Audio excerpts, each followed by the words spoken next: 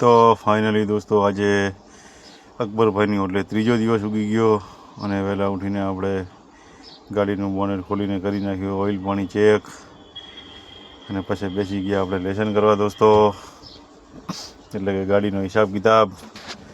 અને ફોન આવ્યો આપણા ઉપર કે આવો તો તમે લોડિંગ માટે એલાઇટ કાંટે, એટલે આપણે દોસ્તો નીકળી ગયા એલાઇટ કાંટે. જોઈ શકો છો એલાઇટ કાંટો મુંદ્રા. લઈ લઈશું ગાડી આપણે કાંટા ઉપર, આપણે લોડિંગ કરવાની છે અહીંયાથી જ. કાંટાવાળા ભાઈને પૂછા કરશું, ગોડાઉનની આપણને ખબર નથી. જોઈ શકો છો એલાઇટ વે બ્રિજ 100 ટનની કેપેસિટી છે. જોઈ શકો છો તમે બોર્ડ.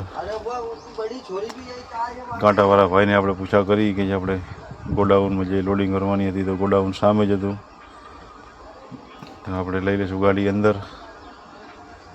ફાઇનલી દોસ્તો આપણે ગાડી લોડિંગ પોઈન્ટ ઉપર પહોંચી ગયા છીએ.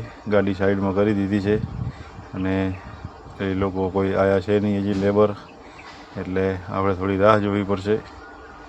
અને અડધો કલાક રાહ જોયા પછી લેબર આવી ગયા અને ગાડી આપણી લાગી ગઈ પોઈન્ટ ઉપર દોસ્તો. જોઈ શકો છો તમે. અને ગાડી લોડિંગ થાય ત્યાં સુધી આપણે નીકળી જઈશું ચા પીવા માટે. આપણે લોડિંગ કરીને ક્યાં જવાનું છે એ તો હજી મને ખબર નથી. બપોરનો ટાઈમ હતો, ઠંડુ પીવાનો જીવ હતો દોસ્તો, પણ હવે આપણને કંઈ મળ્યું નહીં. એક નાનકડી દુકાન હતી એટલે આપણે ચાયથી કામ ચલાવી લીધું. અને ઓલરેડી વાગી ગયા રાતના 9 અને ગાડી આપણી થઈ ગઈ છે લોડિંગ દોસ્તો. અને અંધારું છે એટલે આપણે તમને કાંઈ વિડીયો શૂટ બતાવી નહીં શકીએ. તો ફાઇનલી દોસ્તો આપણી ગાડી લઈને આપણે નીકળી ગયા છીએ પ્રાગપુર ચોકડી. પ્રાગપુર ચોકડીથી યુટર્ન લઈને લઈ લીધો હાઈવે. અને ફાઇનલી દોસ્તો બપોરે આપણે જમ્યા નહોતા એટલે જમવાનું મળી નહોતું એટલે મોડું થઈ ગયું છે. તો આપણે મોટા ટોલ પાર કરીને જમવાનો પ્રોગ્રામ કરીએ.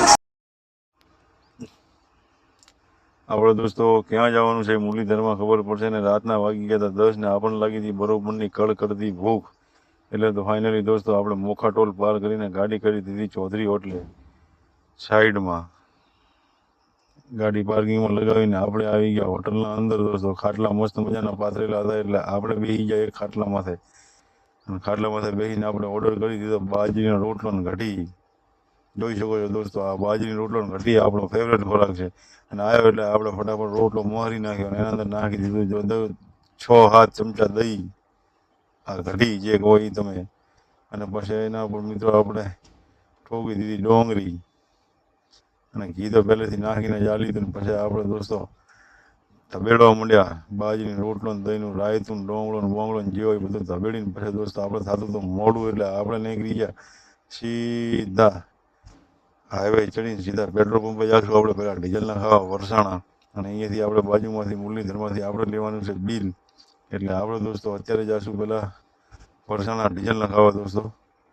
તો આપણે નીકળી ગયા છે હોટલને બાય બાય કહી.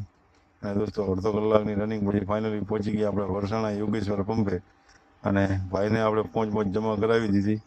અને આ પંપે તમને ના ખબર હોય તો કહી દઉં કે આપણું ખાતું હાલે અહીંયા આગળ આપણે રોકડા પૈસા હાલવાની જરૂર પડતી નથી. પણ દોસ્તો આજે આપણને ફૂલ ટાંકી નહીં મળે, આજે 200 લીટર જ મળશે. જેમ કે એમની કેપેસિટી પ્રમાણે આજે 200 લીટર હાલશે. અને ડીઝલ નાખાઈને અને આપણે પહોંચી ગયા મુરલીધરે. જોઈ શકો છો તમે મુરલીધર એટલે કે નોન સ્ટોપ. આપણી બધી ગાડીઓને બિલ અહીંયા જ મળે. બિલ આપણા હાથમાં આવ્યું તો આપણે એડ્રેસ જોયું તો આવો 300 કિલોમીટર જવાનું હતું એટલે આપણે લગાવી દીધી ચાની ચુસ્કી.